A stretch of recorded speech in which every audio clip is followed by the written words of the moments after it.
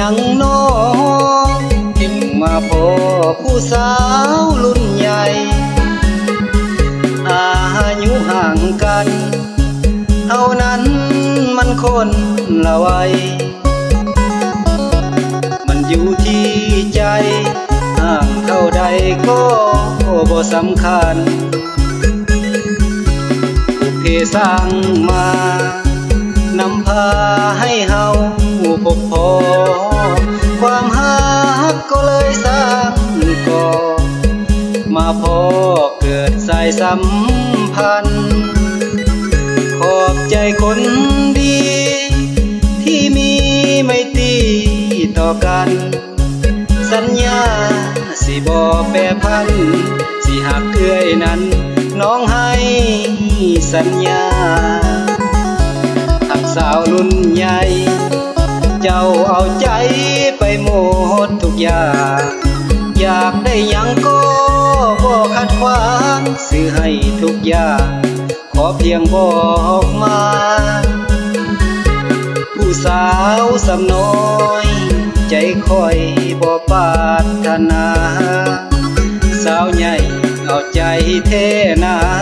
เป็นที่ปรึกษาเรื่องหยังก็ได้เลี้ยวเบิ่งบ่อนใดก็ถูกใจไปหมดทุกอย่างลีลาท่าทางของนางพาให้หลงไหลท้ายสีเบิ่งเสอหักเหลือเกินหักเจ้าหมดใจชาตินี้สิบ่หักไผ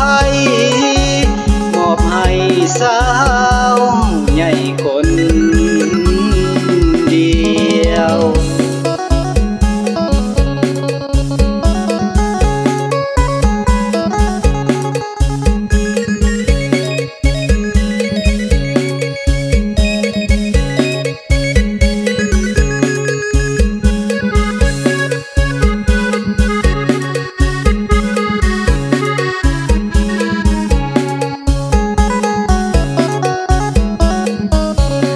สาวรุ่นใหญ่เจ้าเอาใจไปหมดทุกอย่างอยากได้หยังก็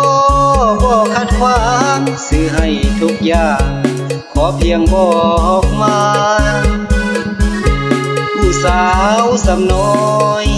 ใจคอยบ่ปรารถนาสาวใหญ่เอาใจเทนาเป็นที่ปรึกษาเรื่องหยังก็ได้เลี้ยวเบิ่งบ่อนใดก็ถูกใจไปหมดทุกอย่างลีลาท่าทางของนางพาให้หลงไหลท้ายสีเบิ่งเสอหักเหลือเกินหักเจ้าหมดใจชาตินี้สิบ่หักไผมอบให้สาว